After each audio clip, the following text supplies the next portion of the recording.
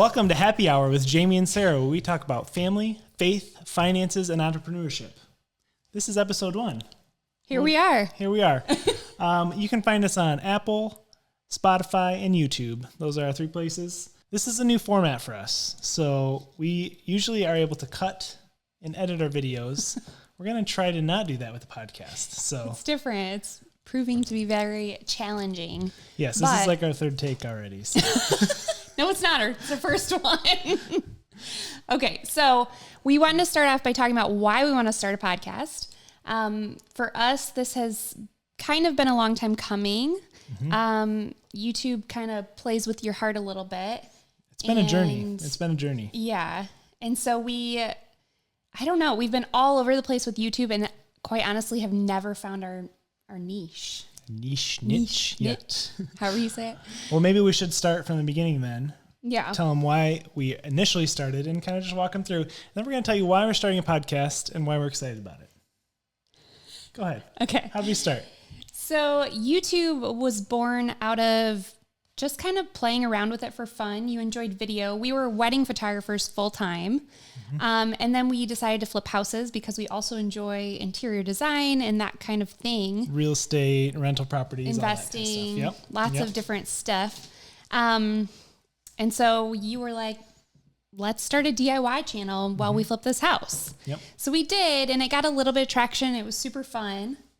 I was not very good at making videos back then. I think nobody is when they first start. Nobody is. I mean, it took to make a video longer than 3 minutes was like nearly impossible. It was really hard. We also had like a lot more production quality back then. We had slow-mo, stuff like that. So because we were very into wedding photography, so we wanted the video to be like super quality, which is important, but we found out later not as important as we thought. Yeah, we wanted to be like super polished. Like Peter McKinnon was one of my idols at the time. Oh, I love Petey. Yep. So anyways, that was fun. We ended up only making like 5 videos on our first house flip and 6 or 7 on our second. Well, the problem with house flips is that like it's such a long process. We didn't feel like it was exciting enough. Like you see Chip and Joanna and in one episode they're like renovating this dump to this like gorgeous mansion. Yep. And it felt like, what are we going to make a video on this week? Like installing lights, so it just felt too boring. Yeah, to have a full before and after in one video is extremely difficult with house flips. Yeah. Unless, like Sarah said, you have a full crew and you're flipping a house a week, then you can. But yeah, because you were doing all the work yourself. I was pregnant. Mm-hmm. Yeah, it was also during COVID. Yep. It was a lot of challenges. So there was urgency with like getting the house flipped too. So rather than spending my time making videos, I was doing the house projects. We needed the cash. Because we had no weddings that summer because of or we had very few because of COVID. Yep. And so we were making no money. I was pregnant with our second baby. It was just kind of a wild time. Mm-hmm. And we were running all around trying to make all these things work. And YouTube was fun, but just added stress. Yep. But what happened is that I had a lot of fun just flipping furniture, like just without YouTube, just on the side. I just thought it was like interesting, and I liked thrifting. I liked finding unique pieces. Mm-hmm. So we decided to make a video about it, and that's what blew up for us, and that's what got us all our traction originally on YouTube. And so we were like, this is fun. Let's do this for a while. But the thing about YouTube is that like every few months, it either dies off because people get bored or we get bored. Yeah. We do struggle with staying consistent and focused on one thing. Yeah. It's just not really our style. Yeah.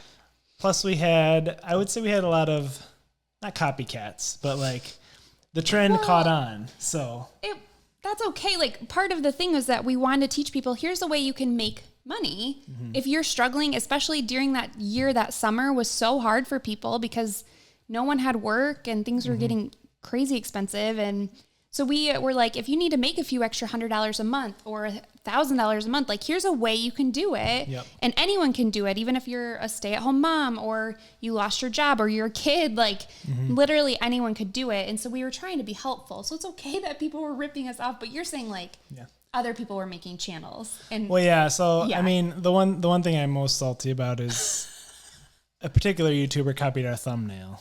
Oh, okay. I'm not going to get People do that all the time. It's I know. fine. I might show it on the screen because I'm so salty. Stop.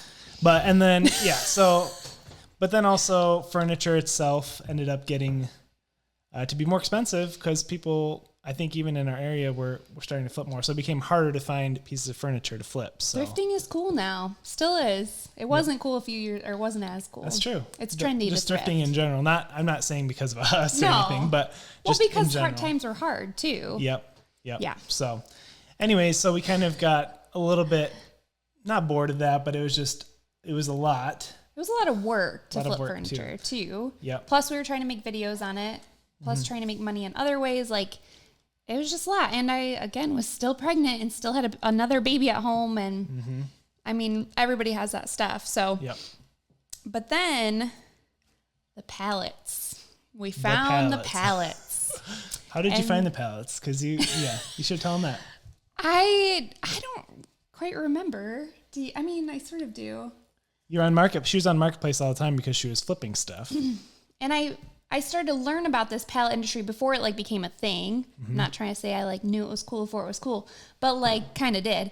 And I told you about it and I was just like, somebody down the street is like doing this where they're buying a truckload and then they're like getting all this stuff and then reselling it and then we can buy it and resell it. And she bought some of the items from actually Mitch and Jess, the people who started Grand Rapids Pallet Liquidation. We love, who are our good friends. But they just we bought stuff from them for our home and also to resell because it was so cheap. Well, and then they started selling the pallets. So we were like, let's go to him because he was awesome. And so that was a super fun thing at first. And people were so interested in it on our YouTube channel. So that was like our next furniture flipping thing that kind of caught on, that helped us grow again on YouTube. Yep. But then it became the thing that we had to do. Yep. Well, she's missing one part here, and that's that we moved. We sold our house and we moved to this current house that we're in. Yeah. And that became a whole nother crazy thing in the mix because we tried to make content on it. Around our house flip because that was we knew it was going to be another thing that took up all of our time. So we tried to go back kind of to the DIY type content. Well, DIY has always been like the most fun for us, but also just didn't really get the views specifically for like house flipping. And so we would work so hard on it and then put out a video that just wasn't getting views. And then we could open a pallet that would get 150,000 views and we'd make good money from it. And that was just easy opening a pallet. Or we could work for 2 weeks on like this house project that could get 10 to 20,000 views. That took up all our time. Which translates to about $100 to $200 for, 8 hours of my time editing the video plus shooting it all. Yeah. And in that time period when we bought this house, it was kind of a stretch financially for us because going back again to COVID, losing all the weddings. So we were kind of relying on the YouTube income to kind of float us as well. Yeah. And so we did, as much DIY content as we could on this house, but nobody watched it. Well, some people did, but it goes back to the same thing. You have to do a full project, before and after before it makes an interesting video. Otherwise it's like, okay, this week we're doing half of our flooring, or this week we're doing half of a project. You'd have to, finish it. So that was added, like Sarah said, just a whole nother layer of stress. And so it was a lot easier to just open the pallets. And it was fun. We enjoyed it. And I think it was another one of those things that we were trying to teach people, like, here's another way you can make money if you're looking to. Like, this is available. And as it got more popular, it was available pretty much around the United States, anywhere within a few hours of people. So I feel like it was helpful to people, which has always been something that I have wanted from our channel, is just to be like helpful and encouraging and like not just all about like, look at us and what we're doing, but like, here's something that we tried and is helpful. But another big downfall of the pallets is that, when you open a pallet, you have 50 to 100 items and it's fun to open it, but then you got to sell all the items. Right. And that kind of fell mostly on Sarah because I was, working on the YouTube side of things, plus trying to fix up our house. And we have 2 kids at home. 2 kids, and now a third on the way. So yes, that just added a whole nother layer of chaos and was really just hard, honestly. So you have a ton of trash to deal with. Like we shipping. believed in it as a way for people to make money, but we didn't really want it to be our way of making money. Yeah, but it ended up kind of needing to be because we had all this stuff. I had to sell it or get rid of it, and So exactly. Yeah, we didn't, even though we believe in it and we still believe in it, it just wasn't what we wanted to do. We want to make videos. That's what we're passionate about. We're passionate about helping people and encouraging people, which is what kind of Sarah was alluding to. So that's why we're starting a podcast. So it all came back to this because, 6-8 months ago, we met with our friends Isaac and Kate, who we met through the internet. They're awesome. They live in Tampa, Florida. Hopefully we'll have them on the podcast sometime. That would be fun. Cool. That'd be really cool. So they had reached out to us because they wanted to start investing, and they had kind of followed some of our investing journey on our YouTube that a lot of people didn't follow because it wasn't as watchable as like the pallets. And they had kind of asked us to walk alongside them in that, and just help them through that, navigating, like starting it. They didn't have a lot of money. They weren't making a lot, but they wanted to do what they could. So we kind of started that mentorship program with them, and it was like so rewarding, so much fun. They were so kind. And I felt like here's an experience that we have been through that we can like talk about with them and can be helpful to them, and also just encourage them. Like, you can do this, it's not as scary as it sounds. So that kind of lit a fire under me of like, I want to go back to helping people. I want to be like, make this more of like a community, not just like, let's open a pallet. Oh, cool. We got this $200 item. Yeah. That's maybe interesting or entertaining, but it's not really that helpful. And then, when you go to talk about the strategies, those don't get as many views. So we're kind of over that. We're at a place now where we don't necessarily need to rely on the views, to make money. So we're kind of at a point where like, let's try something different. Let's, evolve. Let's progress. Our family's changing. Our lives are changing. It's time. Yep. I'm pregnant again. Yep. So another reason things are changing. Yep. Due in January. So, it doesn't change much, but it's something new and exciting happening to us, which, I think just adds a layer of stress, and also just figuring out like, what do we want out of life? What do we want for our kids? And YouTube has been so much fun, and we'll continue to do it, but it's also been very stressful and hard. And I think we thought we'll make a video, and then that video, no matter what it is, will passively make us money forever.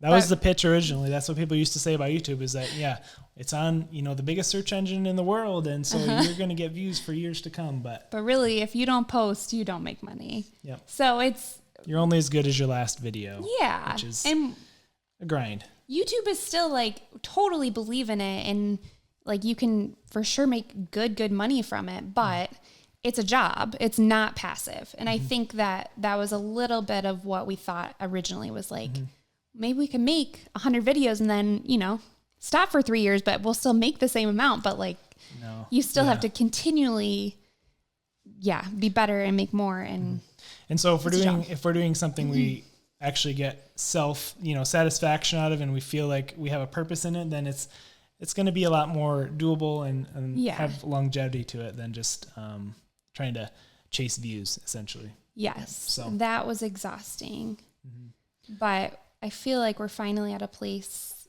more stable financially. We do. Yeah. We'll get into, maybe in another podcast, or maybe in this one, we'll get into our recent, we sold the Airstream. Yeah, because we had to. We needed the cash, and I wasn't about to sell a rental because that's not smart, Well, we needed the cash, so should we get into it? Oh, it's kind of boring story. When we bought this house a year and a half ago, we knew there was issues with the soffit and fascia. Woodpeckers would eat it. We had raccoons in our attic. Got them out. Apparently bats are in our attic now. So what? A colony. A colony, yes, of What's bats. What's the bat poop called? Guano. It's not good. And toxic. Yeah. Lots of it up there. Long story short, we are having our entire house re-sided, re-roofed. It's very, very expensive. Also getting rid of, tell them how much it costs to get rid of bats. It's a unreal. lot. You're not going to share the number? Well, I'll just say the whole project cost starts with a 5. So 6. No. She's exaggerating. A 5. So Why don't you just say it, you weirdo? So anyways, we sold the Airstream. I had to finish the bathroom this summer to sell it. And it was a little bittersweet, but with our young kids and camping, we went camping this summer and it was quite stressful. Ruby sent someone to the ER by shoving rocks down their ear. So camping with small children it's not all it's cracked up to be.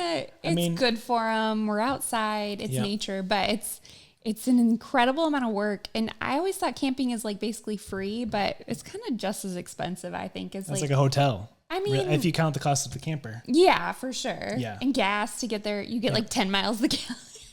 We're going to go camping when the kids are a little bit older. Camping's awesome. It's great for memories. Most of my childhood memories are from camping growing up. But for now, we sold the Airstream and it's paying for a majority of our house project, which is a good trade. So it's a good trade. How did we get into that? Why is that relevant? So anyways, we're more stable financially now, except for that little thing.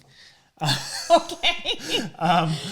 So we're going for it. We're launching a podcast. Yeah.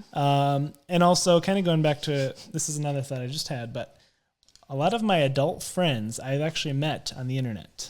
That's true. You're Since good college, at making YouTube friends. Blake and Jasmine, Craig and Kelsey, Isaac and Kate. Reese and Renee. Lots Hi, of if friends. you guys watching. Yeah, shout out. Probably not. Yeah. Probably like those weirdos.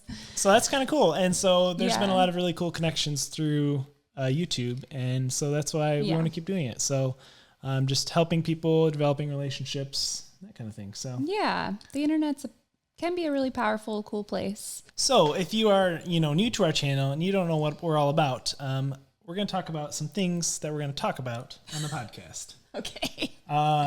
So entrepreneurship has always been a big part of our lives. We've been married for 11 years now. Yep. And for 10 of them, we've been self-employed. So we've done a whole bunch of different things, and that's kind of our lifestyle, which can be stressful at times, especially navigating that as a couple and with kids now.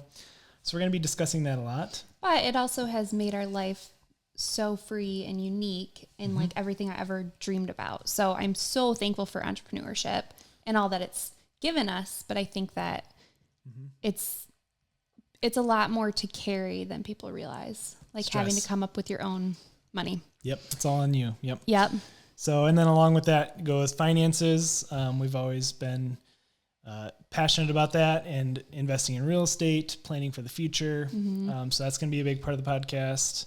Our faith is the most important thing to us, and we kind of sprinkle in there, but we'd like to share more about on that and how that's affected our family and our lives. It's pretty hard to talk about Jesus when you're like opening a pallet. Yes. It doesn't really relate to, opening pallets. And that's something that we really, that we care about. So, and so lots of a variety of topics, but if you're interested in any of those or all of those, this is the place for you. So, yeah, I think it's worth mentioning that like real estate is our main source of income, even though we don't really talk about it a lot, or at least it's equal now. It's changed our lives most financially has been real estate investing. Yeah. So if that's something that you're interested in, I think we don't talk about it a lot, or you don't, but you know so much that I feel like you need to share more, because like even our friends and family, I don't think realize how like valuable you are with like real estate. Thank you. I'm serious. Like I'll hear people talking and I'll be like about real estate and be like, ask Jamie, he knows this stuff. And you're just like sitting there humble and quiet.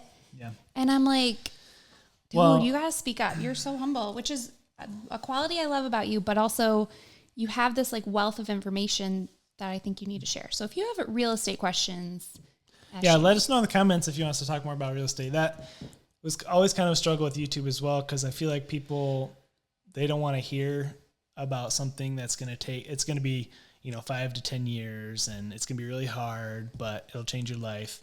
People want to hear like, okay, how can I make $100 today? Right. And not work very much. That's a lot more enticing. Yeah. Good. To people. So that's kind of why we got away from it. But it's definitely made a huge difference in our lives. So. Yeah. Well, I think real estate is also way more daunting to people. Like intimidating. Yeah. Just to be like, how could I possibly even get into that? Like, I don't know. So especially now with times. Yeah, times have changed, but it's still possible. Yep. But it is different for sure. Look at Isaac and Kate. Yeah. Go back to that video and watch it if you haven't. It's a good people. one. Yep. I think another thing that I want to dive into, maybe not today, but eventually, is just talking more about like our family life, how it's run, and how like we deal with like entrepreneurship, working together, working with kids at home. Mm-hmm. It's complicated. Kind of stuff. It's especially with our personalities. Like, I feel like if either one of us was more type A, like organized, it would probably go a lot smoother. But then we also probably wouldn't be entrepreneurs if we were more type A. That's a good point. Because that's a really good point. Yeah. Type A people are more like, they calculate their risk and it's too risky. Yeah. So then they don't, maybe, they have like strengths that I wish I had. Yeah. But where we're more like, let's go for it. It'll be fine. Well, that's a good point. I feel like entrepreneurs are more like dreamers. And they have to be in a lot of ways, but then they typically don't have a lot of some of the type A. Which you kind of need to run a business, which we struggle with sometimes, even just like structure and scheduling. Yeah, we don't balance each other. We're similar. Yeah. And then we kind of work weird hours, and we're not always the best at like navigating that. But I still think we've done it for 10 years, that we have figured out like what works and what doesn't. And I think we could talk through that, especially with people who are hoping to start something with their spouse, or even if they're hoping to start something, but they have kids at home, and how do we like handle that? And, I don't know. I think that's worth mentioning, and something that a lot of people are interested in and want kind of like the lifestyle we have, of just like the freedom of time. And, although it's maybe not as free as it seems. Yeah, that's true. But I think they think it's free, and that's why they want it, but. Yeah. What's the thing, you like quit working a 9 to 5 so you can work 24/7? Yeah. That's basically kind of what it true. is. Yep. But you do it on your own terms. Yep. Sort of. And hopefully you love it. And like, I love that we get to do it together. I think that's really special. I think we get to spend a lot more like quality life together because of that. I don't just see you at dinner time and at night, but. Yeah, but I think there's almost like a new type of entrepreneurship mindset out there. And it's not like, I want to do this full time and have it be like my primary source of income. I want to do this to make extra money. We unfortunately, I feel like, live in a time where a normal salary isn't going to necessarily cut it if you want to dream big, and if you want to, get into real estate, or if you want to even just buy a house. A normal salary is like not going to cut it. So that's kind of where the side hustle type culture came in, and we're not all about like hustle culture. A lot of people think we're into like, you got to just grind it out, but I think we believe more in like the temporary grind for the life you want later, or the just time freedom in it. That's kind of what we're all about. That is hustle culture, though. No, I mean, it depends on if you're more materialism based, or if you want time with your family. But what are you saying? That like right now you're willing to give up time with your family so later you can have it? Is that what you're saying? Yeah. See, I disagree. I feel like right now I would rather spend time while my kids are at home and little and work when I'm, 60 to 65 rather than work when I'm 30 to 35. Well, what are you going to do then if you don't have enough money to do that?